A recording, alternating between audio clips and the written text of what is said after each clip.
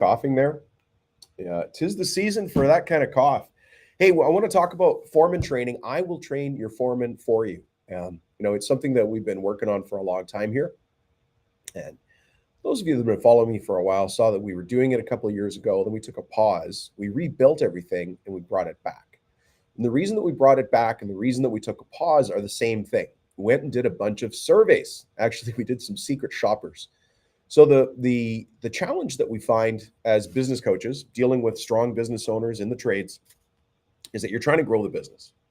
And in order to do that, you want to be able to step away so that you can work on estimating or engineering or talking to customers. But the floor or your install team needs leadership. So we put a foreman in place. But the foreman often doesn't work out. We take one of our best craftsmen, one of our best benchmen, one of our best trades guys, one of our best installers, maybe even our best engineer if they're running the engineering department, and we make them the leader. And then we wonder why it doesn't work out, why we're not getting the best from them and why they're not getting the best from us. And that leads to burnout and frustration. So today might be a little bit negative because I'm going to share with you what we've learned and what helped us build the agenda for the Foreman and Supervisor 101 training. We're actually running the training right now. There's 26 companies in the training right now. 26. Can you believe it? I didn't think there was going to be this much demand, curiosity, need for it. There's 26 companies taking the current round of Foreman and Supervisor 101 training. That goes to show you what kind of need there is out there in the market. And it comes from this. I'm going to tell you where we got the information that helped us. We got a little bit sneaky. We had to find ways to get the information without putting anybody in jeopardy or tearing apart a company while we were working with it. Of course, we do one-on-one coaching with a lot of companies. And if a foreman leaves or if a supervisor leaves, we try to do an exit interview. So that gave us some of the data, right? If a foreman leaves, try to have a phone call with them afterwards on behalf of the owner, get a little summary. So some of that data helped us. We also went online into some forums and we started asking questions and we started gathering data. Now, of course, some of the negative data might be people posturing. But then we also looked at places like Glassdoor, which is an employment review site. And then we looked a little bit at Indeed to see the number of job postings and a couple of other data points there. So here's what we found, though, why foremen are frustrated, why foremen get burned out. And the reason that I want to share this with you is because you can stop it. It doesn't have to happen at your company. You don't even have to watch the rest of this live video. The one thing I want you to do is set one single time every single week. Let's say Tuesday at 2 o'clock. That's got a nice ring to it. Hey, you could do Wednesday at 1. I don't care. But let's say you do Tuesday at 2 o'clock. I want you to go to your calendar and you and your foreman or your supervisor, your crew lead, your lead hand, whatever you call that person, man or woman, and have a meeting with them in your office, just you and them, quality time, right? Really the end story of this whole thing that I'm about to share is they're not getting FaceTime with you as the owner. So every single Tuesday at 2 o'clock, have a meeting with them, find out what's up, find out where they're stuck, and give them some leadership and guidance. I will train your foreman for you. You'll never have to onboard another foreman on your own again. I know you're busy. That's why we created this training. I know that you probably aren't trained as a trainer, which I, myself, and my team are. It's what we do. But let me share the data with you, and then we can get back to any of the questions that by the way, if you have questions, leave them here in the chat or contact me. You guys, I'll give you my cell phone number for those of you who don't have it. And if you're interested in joining us in the Foreman and Supervisor 101 training, the next one that's running, which looks like it's going to start sometime in late June, maybe early July, you got to get on the wait list at this point. You have to get on the wait list. That wait list is, we build that up and then we'll let you know when we'll have more information for you. But just text me, 315-903-7853, and just say Foreman training. Anyways, let's get to the feedback. So again, the data sources that we used was internal surveys, online posts in trades forums. Got a little bit sneaky there. We went into some trades forums. We asked questions of people who were in supervisory positions and foreman positions, from coaching meetings themselves. So not only exit interviews with the foreman who left, but also with the owners. Why did they leave? What did they say? What was what happened in the final days when they gave you notice? What was the reason? All of those things. And then, as I said, those are exit interviews. So again, what to do about it? This is what created the "I will train your foreman" thing. I'm here. I will help you train your foreman. I'll show you exactly how to do it. But here's the common frustrations of foremen and supervisors, and again, men and women. Right? We're just talking about people who are leading other people on your crew. So first of all, you could call it a foreman, you could call it a crew lead, you could call it a sub-assembly lead. Maybe it's your finishing lead. Maybe it's your engineering lead. Maybe it's your install foreman, right? Anybody on your team who has people reporting to them. The challenge is we take a great tradesperson and then we don't train them and support them on how to be a leader. We think that their technical skills are going to translate into leadership skills. And they're two different things. They're two very different things, right? So one of the first things we heard is, and I'm just going to put these, we generalized the feedback into a bunch of buckets. One of them was lack of support from upper management, and the other one was poor communication. There's a couple others here, but here, let me give you a third one. Constant chaos and no planning. So the first three I want to share with you, the reasons that your foreman and your supervisors are frustrated is not enough support from upper management, poor communication, and constant chaos and no planning. If I just stop there, there's like three other things that I can go to the list. But if I just stop there, is that happening in your company? And if it is, we can solve it. That's why I said I'll train your foreman for you. But if that's happening, we can fix it. Remember, I said earlier, just set a meeting every Tuesday, 2:00. Have a meeting with them. What's up? Where are you stuck? How can I help? It doesn't sound hard, but the reality of the situation is you are running in a million different directions as the owner of this shop. You're absolutely killing it. You're superhuman. I get it. There probably is, your friends probably wonder what drives you and how you have this level of just internal fire. I don't know. You can't explain it when you've got it. You have it, I have it, right? But I understand it might be hard to set aside that Tuesday at 2, and that's only going to be a touch base. It's not actually giving them the fundamentals and the foundations of how to effectively lead a team. We just had our last meeting for the Foreman and Supervisor 101 training was all about behavioral profiles, personality profiles. And so we trained all these 26 companies on behavioral profiles. You might be interested to know that 43% of the people in that class had one particular behavioral style. There are 4, and 43% of them had one of those styles. Isn't that crazy? It changes the way we lead our teams when we know what personalities they have. It just changes it, right? If all you have is a hammer, the whole world looks like a nail. It's not the case in leadership, as you guys know, right? There's different types of leadership. There's different ways to lead people. Different people want to be led in different ways. 43% were one behavioral style. That's the kind of things we cover in foreman and supervisor training. So if you meet your foreman or your supervisor Tuesdays at 2, that's great. That takes care of poor communication and lack of support from upper management and just having FaceTime with you. But there's so much more, right?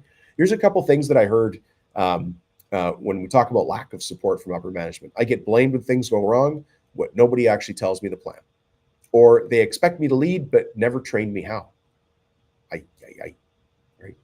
And so that's a reality of the situation. Listen, I remember when I was first, I wasn't even called a foreman. I was just good at my job, and they said, "Hey, you want to be the leader?" And I was like, "Okay, I guess there's a raise with that." And that was the extent of my training, and it was trial by fire. And it was horrible. I think we actually lost some people because I, probably managed them wrong. Poor communication. We heard things like nobody talks to each other. I find out about changes after they happen. How embarrassing for your foreman. When the left hand doesn't know what the right hand is doing. Your foreman's got a very important job. They walk this really skinny razor's edge between the office and the floor. Let's just talk about floor supervisor, right? So foreman or sub-assembly lead. They walk this really fine line. They have to represent the office's needs and everything that you want done to the floor.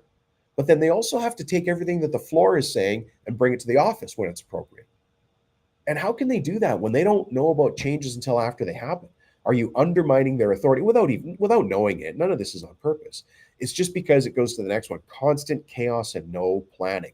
Well, that's where we come in. I'll train your foreman for you, and I'll show you how to remove the chaos and put planning in place so the communication is better. Anyways, let me move on. So we hit the first 3 reasons or common frustrations of foremen and supervisors. Number 1, lack of support from upper management. Number two, poor communication. Number three, constant chaos and no planning. Every day's firefighting. There's no schedule. Just go, go, go. Or this is another one we heard. I can't lead a team when I don't even know what's coming next. They're always back on their heels, right? Okay, the next two are too much responsibility, not enough authority, and no training or leadership tools. And I guess that's where, training like this comes in.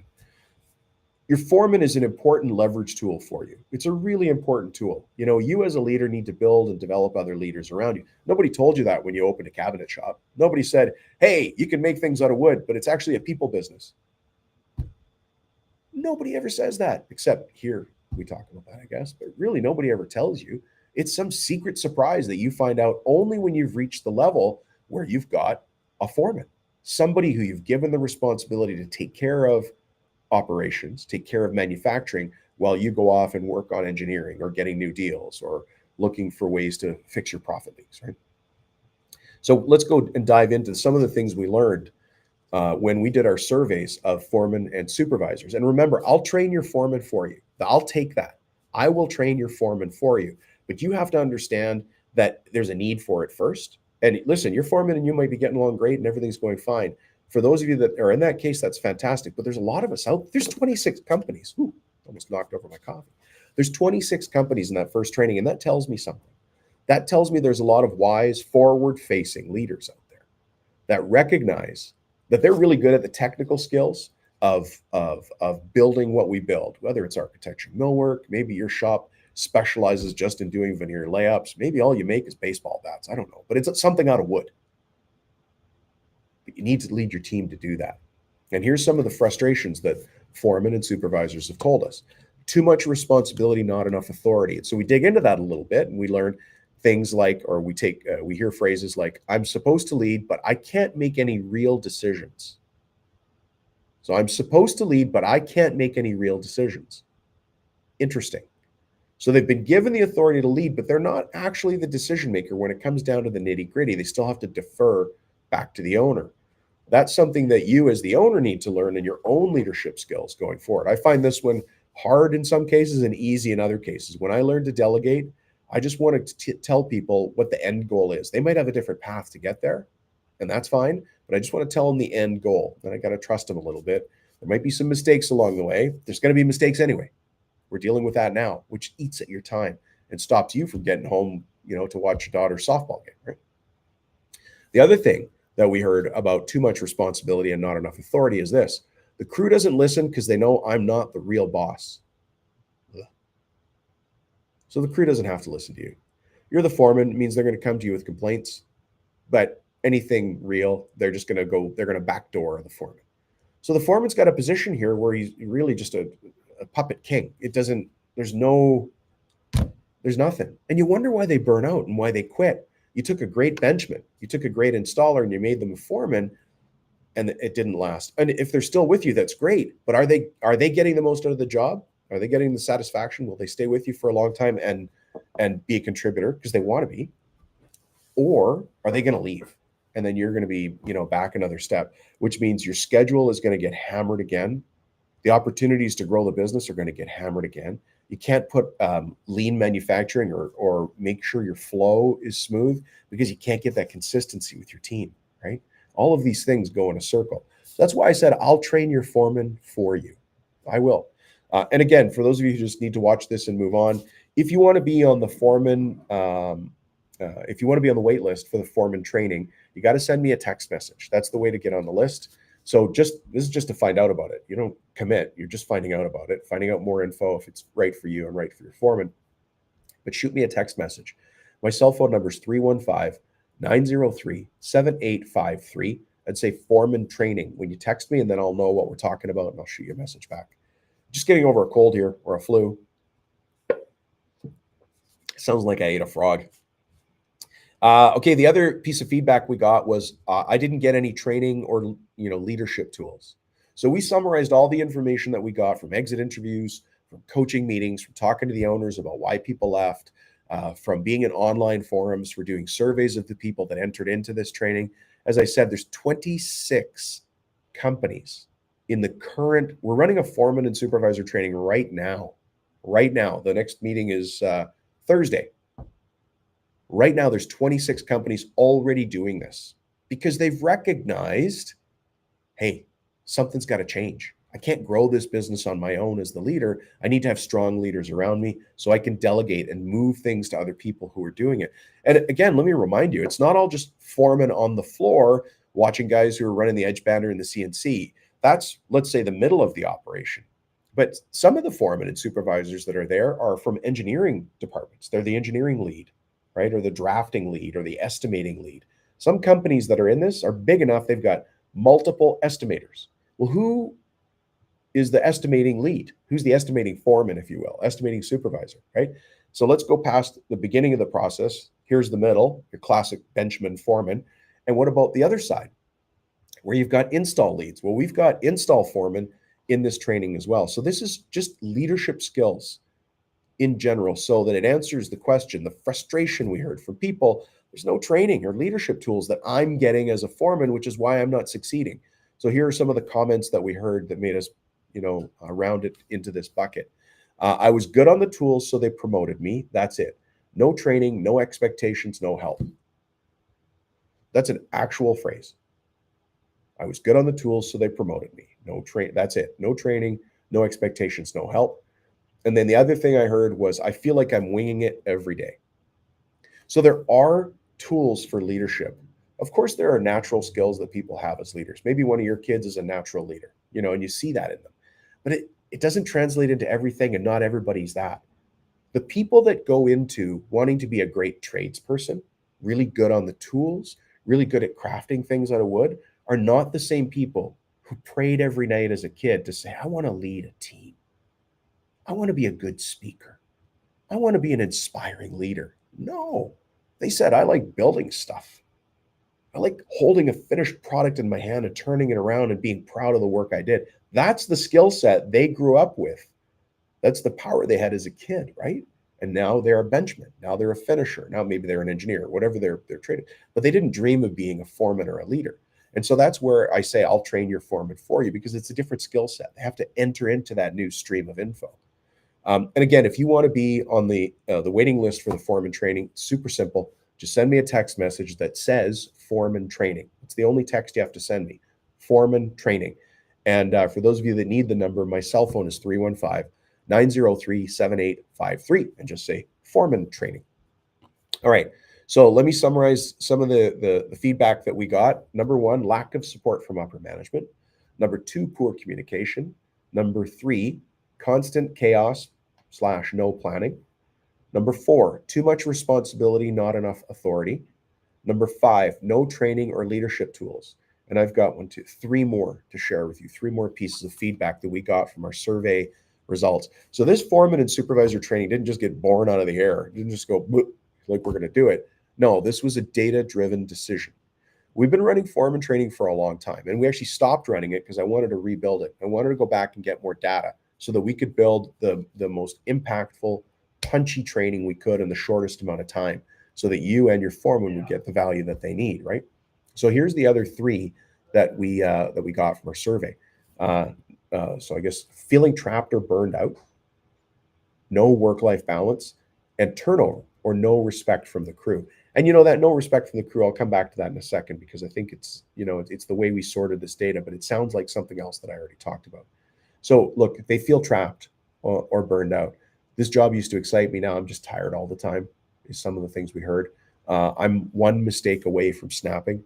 And feeling trapped, when we do exit interviews with foremen, when we talk to an owner like yourself who's running a cabinet shop or a millwork shop, they've taken Jerry.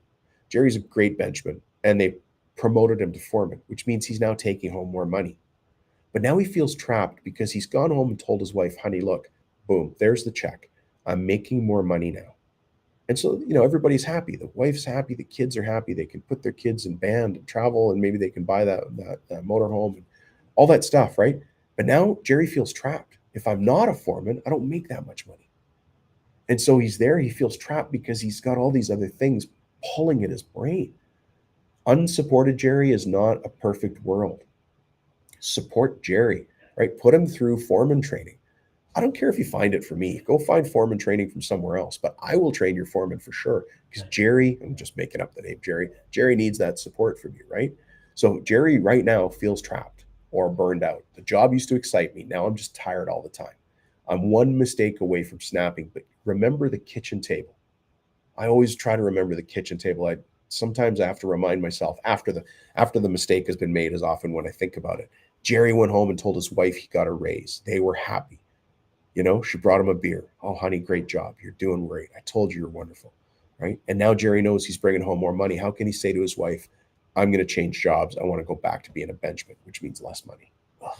It's hard on Jerry. We don't want him to be in that situation, right? So if you want to be in this foreman training, or at least find out about it, just get in touch with me.